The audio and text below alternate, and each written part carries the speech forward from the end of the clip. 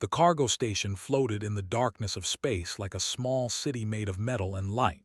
Ships from 100 different worlds docked at its many ports. Inside, thousands of aliens walked through the wide hallways, buying and selling goods from across the galaxy. The air smelled strange, a mix of different atmospheres that each species needed to breathe. Stood at a counter in the commercial district, signing electronic forms on a data pad. His cargo ship had just delivered mining equipment to the station. Now he needed to finish the paperwork before he could leave. It was boring work, but it paid well. The human rubbed his tired eyes and checked another box on the screen. Next to him, his daughter sat on a bench, swinging her legs. She was 6 years old, with dark hair tied in two ponytails. Her father had told her to stay close, and she had promised. But a child's promise only lasted so long when there were so many interesting things to see. A shop across the walkway caught her eye.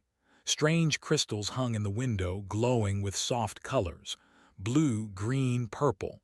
They sparkled and shifted like living things. Looked at her father. He was still focused on his paperwork, frowning at the screen. She slid off the bench and walked toward the pretty lights. The crystals were even more beautiful up close. Each one seemed to pulse with its own heartbeat of light. Pressed her nose against the window, watching them dance. Behind her, something large moved through the crowd. Was a species that looked like walking lizards covered in dark green scales. He stood nearly 7 feet tall, with yellow eyes and a long tail that helped him balance. He had been a trader for 40 years, selling rare metals to colony worlds. Today had been profitable, and he was in a good mood. As he walked past the crystal shop, he noticed a small creature looking at the display. A human child. Had heard about humans, the new species that had joined the galactic community only 3 years ago. They were loud and emotional, but harmless enough. This little one looked healthy, with bright eyes and good color in her skin. In culture, when an adult saw a healthy child, they were supposed to acknowledge it, to touch the young one's shoulder or head, examining them to show approval.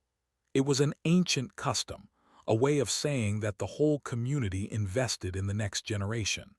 Had done it thousands of times with children and dozens of other species. He reached out with his large, scaled hand and firmly gripped the human child's shoulder. Gasped and spun around. A huge lizard creature was touching her, its claws pressed against her shirt. Its yellow eyes stared down at her. She had never seen anything like it before. Fear shot through her small body.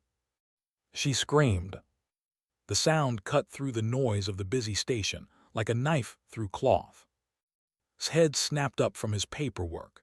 His daughter's scream activated something deep in his brain, something older than thought or reason. His body moved before his mind could catch up. The data pad fell from his hands, clattering on the floor. 5 meters separated him from. He crossed the distance in less than 2 seconds. Heard the scream and realized the small human was afraid. How strange. He had only been following proper custom. He started to release her shoulder, turning to see where the child's parent might be. He never completed the turn. Something slammed into him with terrible force. Pain exploded in his right arm. He heard a snap, like a branch breaking, and realized with shock that it was his own bone. The legs gave out and he crashed to the floor, shrieking in agony. Stood over the fallen alien, his chest heaving. His hand still gripped the creature's arm, which now bent at an angle that arms should not bend. Behind him was crying. His other hand reached back automatically, pulling her close to his leg, keeping her safe. The entire commercial district had gone silent. Hundreds of aliens stared at the scene. A human standing over a trader. The trader's arm clearly broken. The human's face calm, but his eyes sharp and dangerous. Only then did speak, his voice quiet and steady. "Why did you touch my daughter?" Could barely hear through his pain. His arm felt like it was on fire. He tried to speak, but only managed a whimper. Around them, others in the crowd began making angry clicking sounds with their throats. Security alarms started blaring. Red lights flashed along the ceiling. The crowd backed away, giving the scene a wide circle of empty space. Released the alien's arm and picked up, holding her against his chest. She buried her face in his shoulder, her small body shaking. He checked her over quickly. No injuries, just scared. His heart was pounding so hard it felt like it might break through his ribs. "It's okay, little star," he whispered to her in Korean. "Daddy's here, you're safe." Within minutes, station security arrived. They were a mixed species unit wearing the same gray uniforms. The team leader was human, a woman named. She had been the station's security chief for 2 years. When she saw the scene, her face went pale. She said carefully, "Put your daughter down and step away from the injured party." He grabbed her, said. His voice was still calm but could hear something underneath it, something wild and barely controlled. "I understand, but I need you to step back now." Medical personnel rushed past the security team, going to help. There was making terrible sounds, his good arm clutching the broken one. 2 medics carefully placed him on a floating stretcher and rushed him toward the medical bay. Sat down but kept himself between her and everyone else. More security officers formed a loose circle around them. Moved closer, her hands raised to show she meant no threat. "I need you to come with me. We need to talk about what happened here." "He touched my daughter," repeated. It seemed to be the only thing that mattered to him. "I know, and we'll sort it out, but right now you need to come with me to the security office. Can you do that?" Looked down at, her tears had stopped, but she clung to his leg. "Where my daughter goes, I go." "Of course she'll stay with you." The walk to the security office felt long. Aliens whispered and pointed as they passed. Some looked angry, others looked afraid. A few looked confused, ignored them all, focused only on his hand in his. In the security office, activated the privacy shield and sat down across from. Climbed into her father's lap, still unwilling to let him go. "Tell me what happened," said. Explained, his words simple and direct. He had been doing paperwork, had wandered a few meters away. She screamed. He acted. The alien's arm broke. "Did you mean to break his arm?" asked. Was quiet for a moment. "I meant to stop him from touching her. How I did it, I don't remember deciding, I just did it." Closed her eyes. This was going to be a nightmare. Assault causing severe bodily harm was a serious crime on the station. The minimum sentence was 10 years in detention, but she was human too. She understood what had happened on a level that no amount of training could override. She said softly, "I have to detain you. They are already filing charges. This is going to become a big problem." "I know. Do you regret it?" Looked down at who had finally fallen asleep in his arms, exhausted from fear and crying. "No," he said, "I don't." Within hours, the incident was galactic news. Video footage from security cameras showed the entire event. The peaceful station, the child wandering, the alien reaching out, the father's incredible speed, the sound of breaking bone. The galaxy watched and wondered, what kind of species moves like that? What kind of creature breaks first and asks questions later? And most importantly, what had they just allowed into civilized space? Ambassador arrived at the station 12 hours after the incident. He had been on Earth when he received the emergency call, and he had taken the fastest ship available. Now he sat in Captain's office, watching the security footage for the 5th time. "Play it again," he said, "slower this time." Tapped the controls. The video slowed to quarter speed. They watched look up from his paperwork. Even in slow motion, his movement seemed impossibly fast. His body went from standing still to full sprint in a fraction of a second. His face showed no thought, no decision-making, just instant reaction. "Look at his eyes," said, pointing at the screen. "See how they're not focused. He's not really seeing anything except the threat. It's pure instinct." "They don't care about instinct," replied. "They want justice." His arm was shattered in 3 places. It took 6 hours of surgery to repair.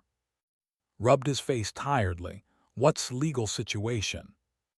Bad. Station law is clear. Assault causing severe bodily harm carries a mandatory minimum of 10 years detention. The delegation is pushing for the maximum, 25 years. And he's been calm, cooperative, but he refuses to apologize, says he'd do it again. Stood and walked to the window. Outside, ships came and went, completely unaware of the crisis brewing. Where's the daughter? He won't let her out of his sight.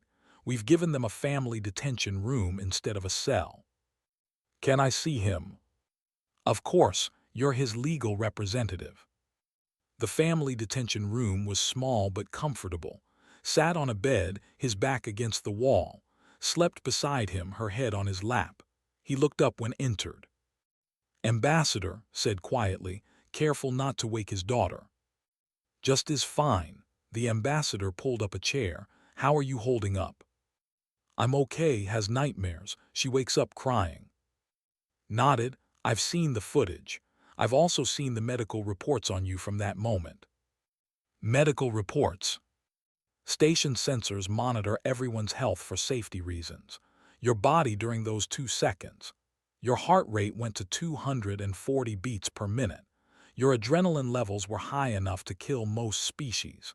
Your brain activity shows you were operating on pure instinct. So that's our defense. Temporary inability to control your actions due to biological response. It's a recognized legal defense for species with strong instinctive behaviors. Shook his head. No. I wasn't out of control. I knew exactly what I was doing. I saw a threat to my daughter and I stopped it. That's not insanity. That's being a father. Leaned forward. If we don't use this defense, you're looking at decades in prison. Your daughter will grow up without you. Then explain it better, said. Explain that humans protect their children. It's not complicated. The next day, the Galactic Council held an emergency session. Representatives from 300 species gathered in the massive council chamber. The delegation sat in the front row, led by an ancient with white scales and cold eyes. Stood at the speaker's platform, feeling very small in the huge room. Honored, he began. We are here because of a tragedy born from misunderstanding. A human father injured a trader. This is undeniable, but the circumstances matter. The circumstances are clear, interrupted, his voice like grinding stones. Your human attacked an innocent who was following proper cultural customs. He is violent and dangerous. He was protecting his child, replied. From what? A friendly greeting. From an unknown adult, grabbing his daughter without permission or warning. Murmurs filled the chamber. Many of them looked confused. The concept of a child not being touched by any adult seemed strange to them. From the species stood. They looked like tall, thin birds with blue feathers. Ambassador, in civilized society, we have moved beyond these primitive territorial responses. Children belong to the whole community.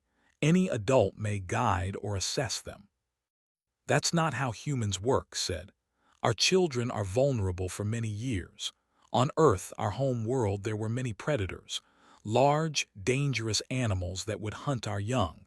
We evolved to protect them fiercely because if we didn't, they died. But you are no longer on Earth, said. You are in civilized space now. You must follow civilized rules. Took a deep breath. Let me show you something. He activated a holographic display. The council chamber dimmed. A video began to play. It showed a human colony world 3 years ago. A woman named Jinnah walked through a field with her infant son. Suddenly, a pack appeared. These were apex predators, each one weighing over 200 kilograms with teeth like knives. The council watched in horror as the woman put herself between the predators and her child. She had no weapons. The wolves attacked. The woman fought back with her bare hands. The video was brutal. She was bitten, clawed, torn, but she never stopped fighting. She never moved away from her child. Colony security arrived 3 minutes later. They killed the wolves. The woman had been injured so badly that the medics thought she would die, but when they tried to treat her, she refused. She kept asking about her baby. Only when they confirmed the infant was safe did she allow them to work on her. The council chamber was silent when the video ended. "That woman," said, his voice echoing in the quiet, "spent 4 months recovering. She has scars over 40% of her body. When asked if she would do it again, she said yes without hesitation. This is not violence, honored, this is love." His tail twitched with agitation. "One example proves nothing." "It's not one example," replied. "I have hundreds, thousands. Every human parent is like this. We cannot help it. When our children are threatened, our bodies act before our minds can stop them." A new voice spoke up. Judge Arbiter was from the species, one of the oldest in the galaxy. He had been silent until now. "Ambassador, are you saying humans cannot control these responses?" "In the moment of perceived threat, no, we cannot. Our biology takes over." "Then you are saying your species is dangerous." Met the judge's eyes. "I'm saying we're protective, there's a difference. Could have killed in that moment. His strength was enhanced by adrenaline. He could have broken this neck, crushed his skull, torn him apart. But he didn't. He broke one arm and immediately stopped when the threat was neutralized. Even operating on instinct, he showed restraint." This seemed to surprise many. They rewatched the footage, this time looking at it differently. The human strike was precise, disabling but not lethal. His positioning put him between the child and the threat. His free hand was already moving to shield his daughter before the had even fallen. "Interesting," said, "but it does not change the fact that harm was done." "No," agreed. "It doesn't, and is willing to face consequences, but those consequences must be fair. You cannot punish a being for biological responses they cannot control." The session lasted 6 more hours. Arguments flew back and forth. The wanted maximum punishment. Some other species agreed, saying humans were too dangerous for civilized space. Others argued that accommodations must be made for different biologies. Finally called for a recess. "This matter requires careful thought. We will reconvene in 3 days." Back in the detention room, told about the session. "How did it go?" asked. "I don't know," admitted. "I think some of them are starting to understand, but others are scared of us now." Looked up from her coloring pad. "Are they going to take Daddy away?" Knelt down to her level. "We're going to do everything we can to keep that from happening." "Why are people so mad at Daddy? He was just keeping me safe." "Because they don't understand, little one, but we're teaching them." That night across the galaxy, the video of the incident played on news channels. Billions of beings watched the human father break an alien's arm in the span of a heartbeat. Some felt fear. Others felt confusion. But a very few, felt something else. Respect. Doctor was not supposed to be involved in the case. She was a who-studied alien species, not a legal expert. But when a journalist named contacted her asking about human protective instincts, she saw an opportunity to educate the galaxy. They met in a small cafe on the station, far from the crowds and news cameras. "Tell me about Earth," said, her recording device active on the table between them. Took a sip of her coffee before answering. "Earth is what we call a death world. Do you know what that means?" "Not really. Most species in the galaxy evolved on peaceful planets, moderate weather, few predators, plenty of food. Earth was different. Earth tried to kill us every day." Pulled up images on her data pad. "Look at this. These are just some of the predators that hunted humans." Stared at the images. Giant cats with fangs as long as her hand. Enormous bears that could crush bones with their jaws. Wolves that hunted in packs. Crocodiles that could bite with enough force to shatter stone. "And humans survived these?" asked. "We did more than survive. We became the apex predator, not because we were stronger or faster. We weren't. We survived because we were smarter, more adaptable, and more stubborn than anything else on our planet. But what does this have to do with? Leaned forward, everything. To survive on Earth, humans developed certain traits. We can run for hours without stopping. We can track prey across vast distances. We can heal from terrible injuries. And most importantly, we protect our children with everything we have. Why children specifically? Because human children are helpless for years. Most species in the galaxy, their young can walk within hours of birth. They can feed themselves within days. Human bobbies, they can't even hold up their own heads for months. They need constant care for years. If human parents weren't fiercely protective, our species would have gone extinct. Thought about this. So what happened with that wasn't unusual. For a human, no, it was completely normal. Any human parent would have done the same thing. The interview was published the next day. It went viral across the galactic network. Suddenly, everyone wanted to know more about humans. Research papers that had been ignored for years were now being read by millions. On the station, lay in his hospital bed, his arm in a regeneration cast. The pain had finally faded to a dull ache. A nurse came in, a kind alien with purple skin and 4 arms. "You have a visitor," the nurse said. Expected another lawyer or maybe, instead walked in. "I don't want to give interviews," said immediately. "I'm not here for an interview, I'm here to show you something." Sat down and activated her data pad. "I've been researching humans. I think you should see what I found." She played a series of videos. Human parents in various situations. A father lifting a car off his trapped son, accomplishing a feat of strength that should have been impossible. A mother running into a burning building to save her daughter. Parents standing between their children and natural disasters, predators, accidents. But what struck most was a video from a human colony world. Pirates had attacked, looking for valuable supplies. They had found a school instead. The video showed what happened when they tried to enter the building where the children were. The teachers formed a line. They had no weapons, no armor, just their bodies between the pirates and the students.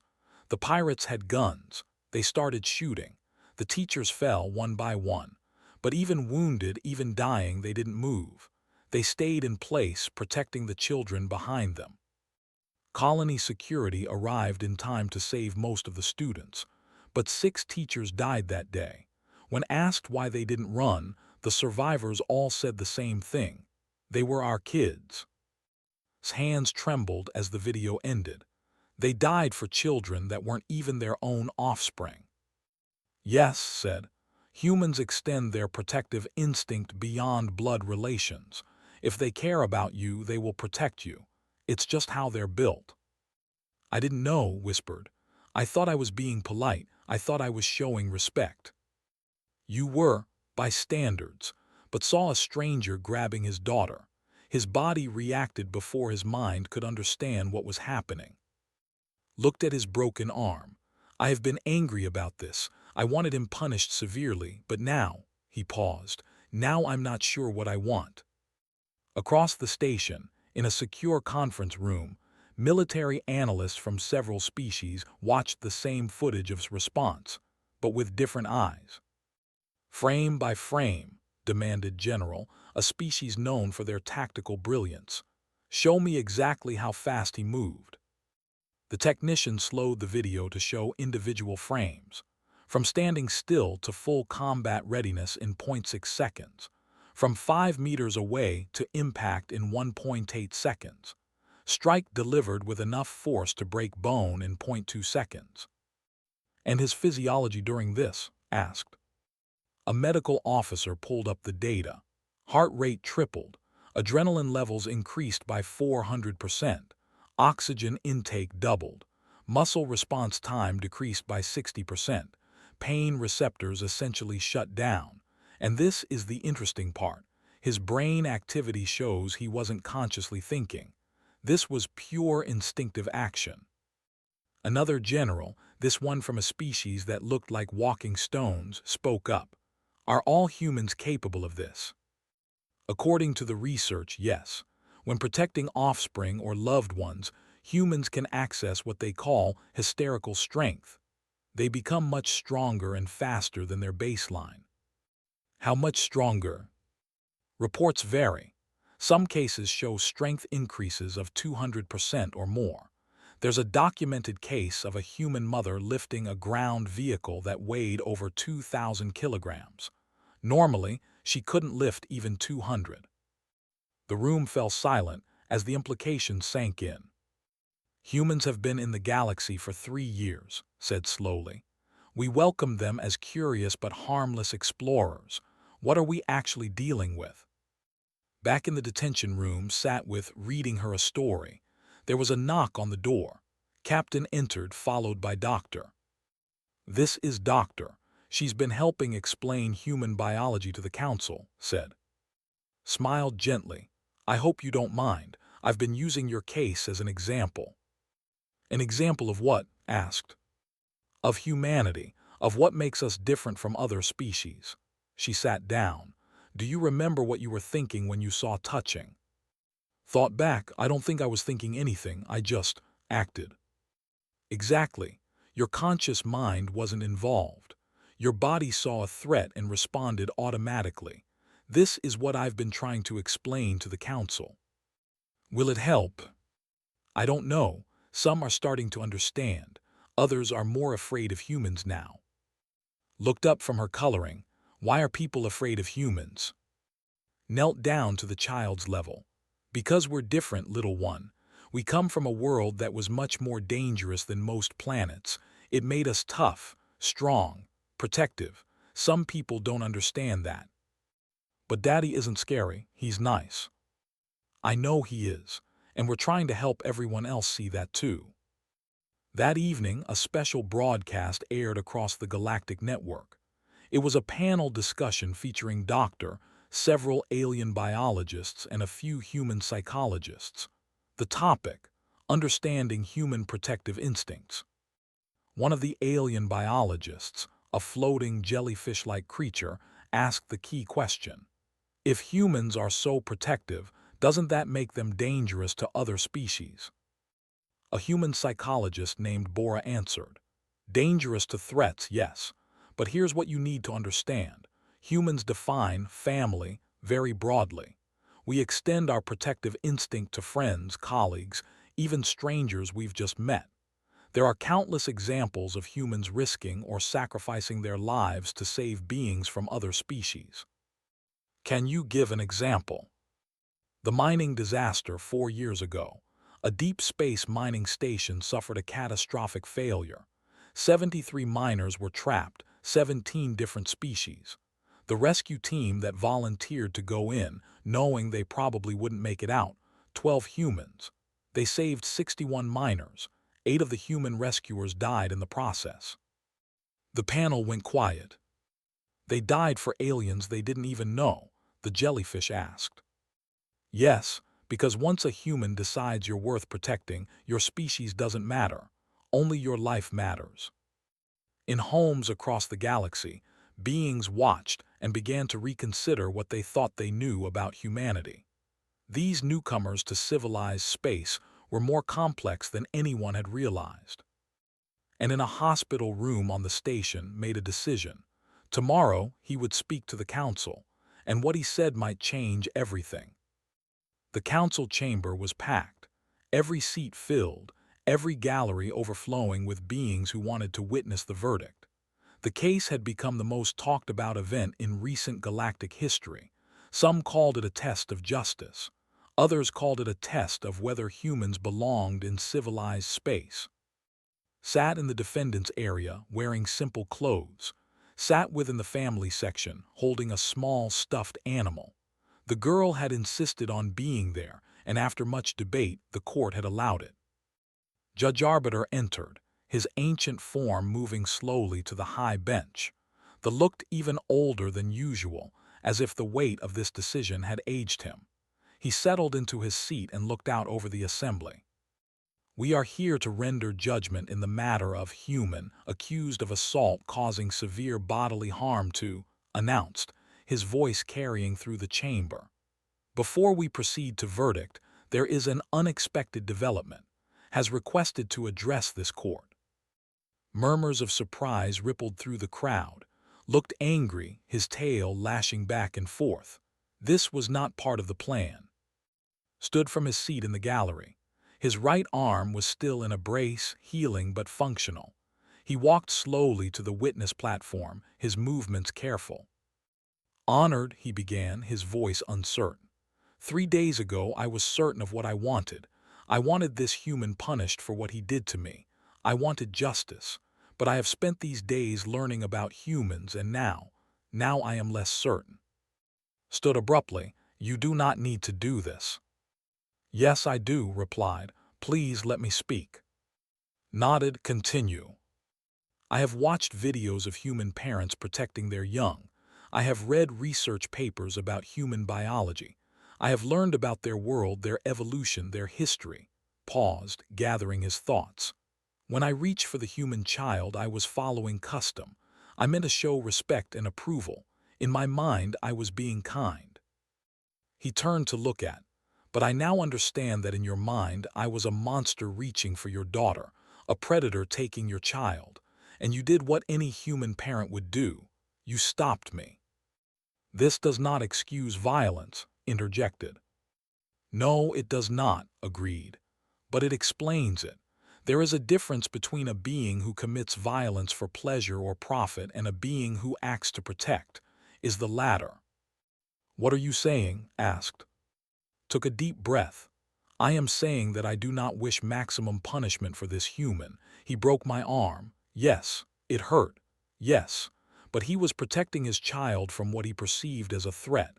I was that threat, even though I did not mean to be." The chamber erupted in noise. Aliens arguing with each other, some agreeing with, others calling him weak or foolish. Called for order, his voice cutting through the chaos. "Silence. The court appreciates your statement. You may return to your seat." As walked back, caught his eye. The human nodded slightly. It was not forgiveness. The incident had happened and could not be undone. But it was acknowledgement. Understanding between two fathers, two beings from different worlds. "Before I deliver the verdict," continued, "I must address a larger issue. This case has forced us to confront a truth we have been avoiding. Not all species are the same. We have built a galactic community based on the assumption that civilization erases biological differences. But this case proves that assumption wrong." The judge pulled up holographic displays showing data from the past 3 days of deliberation. "The council has reviewed extensive evidence about human biology. We have learned that humans evolved on what they accurately call a death world. They are stronger than most species, faster in short bursts, more resistant to pain, and yes, extremely protective of their offspring. We have also learned that this protective instinct is not limited to blood relations. Humans extend it to friends, allies, even strangers. The evidence shows dozens of cases where humans sacrifice themselves to save beings from other species. This is not a species that is violent for the sake of violence. This is a species that is protective to an extraordinary degree." Paused, letting his words sink in. "The question before us is not whether broke the law. He did. The question is whether we punish a being for following biological imperatives they cannot control." Stood from his seat. "Honored judge, if I may." "Speak, Ambassador."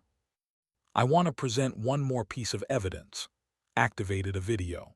It showed the security footage again, but this time with additional data overlays, medical readings, time stamps, analysis of muscle activation and neural responses.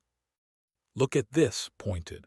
"From the moment heard his daughter scream to the moment of impact, 1.8 seconds. In that time, his conscious brain had not yet fully processed what was happening.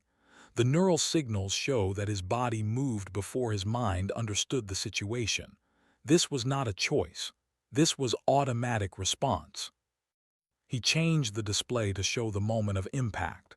"And here, look at the force applied. Adrenaline levels gave him the strength to inflict far worse damage. He could have killed with that same motion, but he didn't. He struck precisely enough to disable without killing. Even in his instinctive state, he showed restraint. Studied the data carefully. The court has seen this evidence. It is compelling. Then I ask you to consider this, said. If you punish for this action, you are punishing him for being human. You are punishing him for biology he did not choose and cannot change. Is that justice? Rose again. If we do not punish him, we send a message that humans are above the law, that they can harm others without consequence. No, said firmly. We would be sending a message that laws must account for biological reality. We would be saying that justice considers context, not just action. The judge turned to stand. Stood, his posture straight and calm. You have heard the arguments. You have remained silent throughout these proceedings, letting others speak for you. Now I ask, do you have anything to say? Was quiet for a moment. When he spoke, his voice was clear and steady. I saw someone touch my daughter without permission. She was frightened. I acted to protect her. If the same situation happened tomorrow, I would do the same thing. Not because I want to hurt anyone, but because protecting my child is more important than anything else. Even your freedom. Yes. Even your life. Yes. Nodded slowly. Your honesty is noted. The court will now deliver its verdict. The chamber fell completely silent. Even the smallest sound seemed too loud. This court finds you guilty of assault causing bodily harm. The evidence is clear and undeniable. However, this court also recognizes extraordinary mitigating circumstances. You acted on biological imperative to protect your offspring from perceived threat. Your response, while violent, showed restraint. You stopped the moment the threat was neutralized. Paused. This court sentences you to 90 days detention, suspended. You will attend mandatory cultural awareness training. You will pay restitution for medical expenses.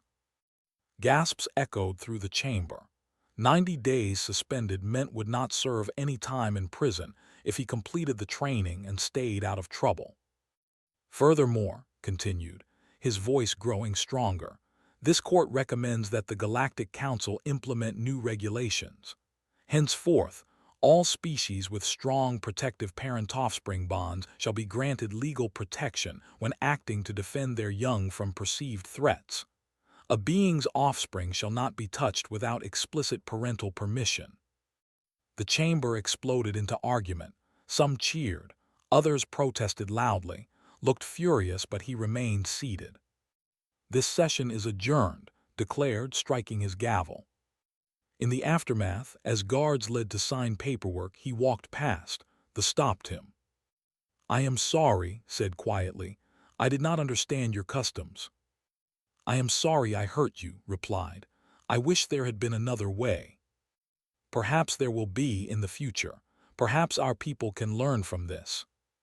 They shook hands, an awkward gesture between a human and but it meant something. Ran to her father and he swept her up in his arms. We can go home, little star. Really? Really? Joined them smiling. This is a good outcome, better than we hoped. What about the council recommendation? Asked. Will it actually become law? It will take time. There will be debates, arguments, but yes, I think it will. You've changed something today. The galaxy will never look at humans quite the same way again. Outside the council chamber, news reporters from 100 worlds transmitted the verdict across space. The reaction was immediate and divided. Some called it justice. Others called it favoritism. But everyone agreed on one thing. Humanity had just proven itself to be different from every other species in the galaxy. And that difference would have consequences no one could yet imagine. 6 months passed like water flowing through fingers. The galaxy had changed in small ways and large, all rippling out from one moment of violence in a station corridor. Stood in the observation deck of his cargo ship, watching stars slide by as they traveled between systems. His contract list had grown surprisingly long after the trial. Some companies specifically requested human cargo pilots now. Others avoided them. But work was steady, and that was what mattered. "Daddy, come look," called from the living quarters. He found her watching the news on the ship's view screen. A reporter was covering the official implementation of what the media had started calling the protocol. The Galactic Council had voted, after months of debate, to make the recommendations into law. All stations, ships, and public spaces now displayed signs in multiple languages. The human version read simply, "Do not touch children without parental permission." Different species had different versions, adjusted for their own protective instincts. "They named it after you," said proudly. "After us," corrected, pulling her close. "None of this would have happened if you hadn't been brave that day." The news switched to another story. A human security team had been hired to protect a diplomatic convoy. The reporter noted that demand for human security contractors had increased by 300% since the trial.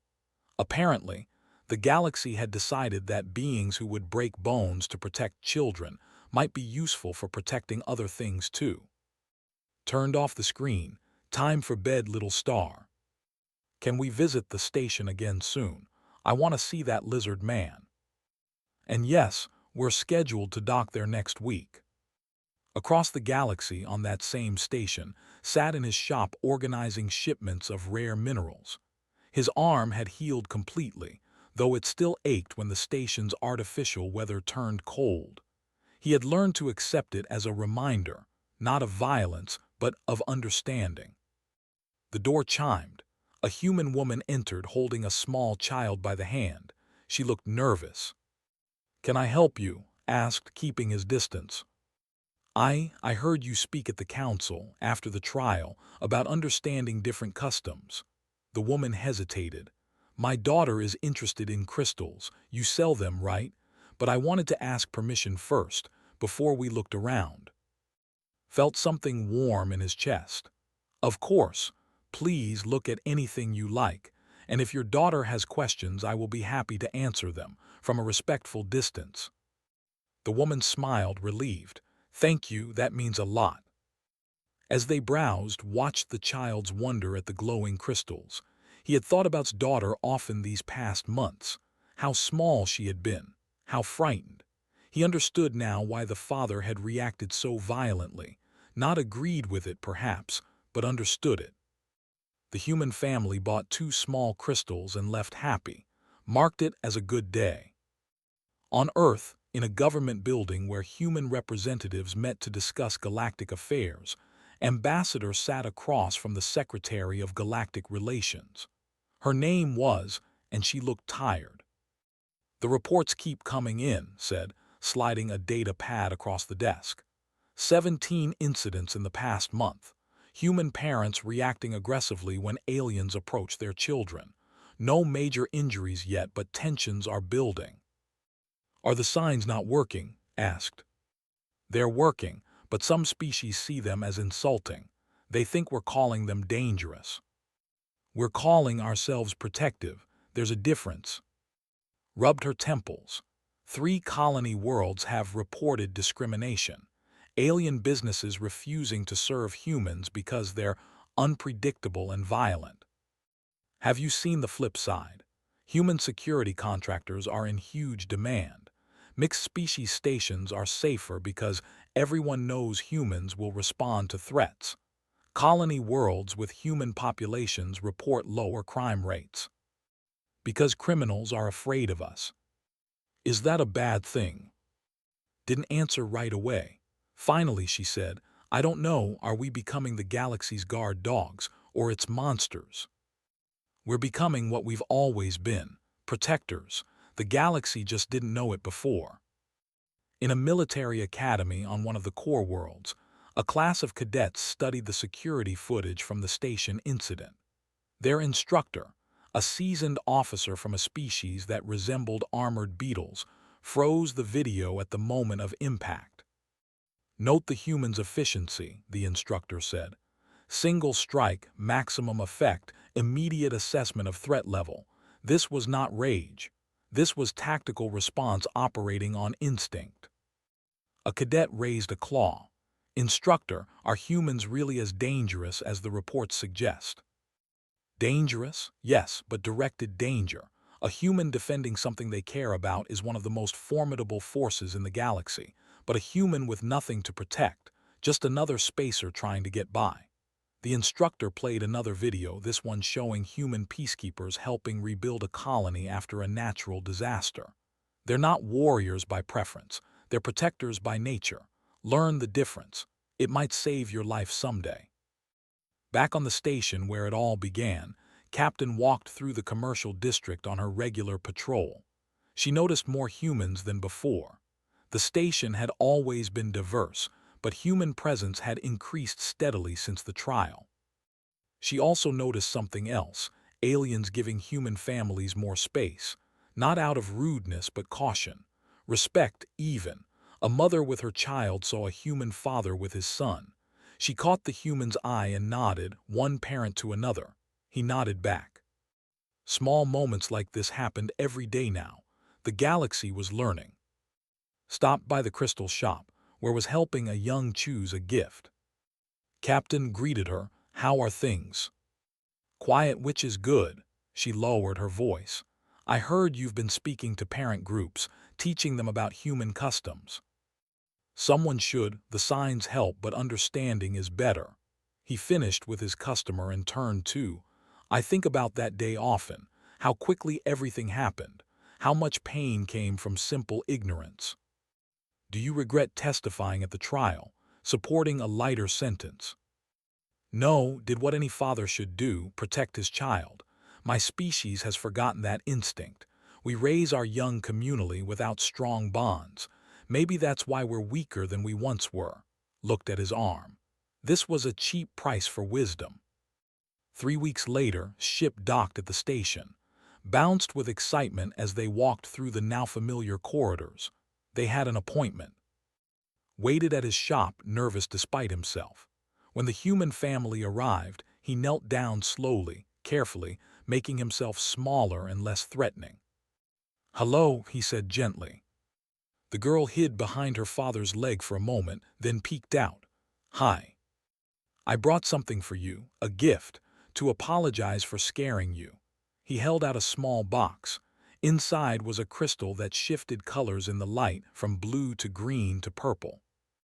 Looked up at her father, nodded. She stepped forward and carefully took the box. "It's pretty," she said quietly. "It's called a memory stone. My people give them to young ones to teach an important lesson, that something beautiful can come from difficult moments." "Thank you," said. Then, surprising everyone including herself, she added, "I'm sorry Daddy hurt your arm." "I'm sorry I scared you," stood slowly. He looked at, "Thank you for coming. I know this was not easy." "You could have pushed for the maximum sentence," said. "You didn't. That means something."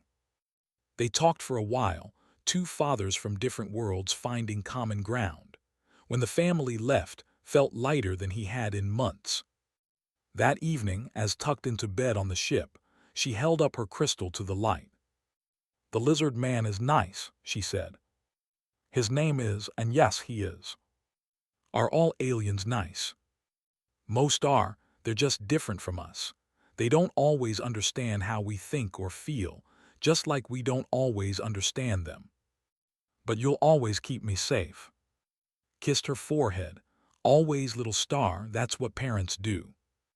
Fell asleep holding her crystal, its light casting soft colors on the walls. Outside the ship, stars stretched to infinity. Somewhere out there, thousands of species lived their lives, raised their children, built their worlds. And now, at least a few more of them understood. Humans were not monsters. They were not unusually violent. They were simply parents who would break the galaxy itself before letting harm come to their young. And perhaps in the grand scheme of things, that made humanity not dangerous to civilized space, but essential to it. Someone had to remember that love, true protective love, was not a weakness to be overcome. It was a strength worth celebrating. The galaxy was learning, slowly, sometimes painfully, but learning nonetheless. And in a small ship flying between the stars, a father watched over his sleeping daughter, ready to wake at the first sign of danger. As it should be. As it had always been. As it would always be.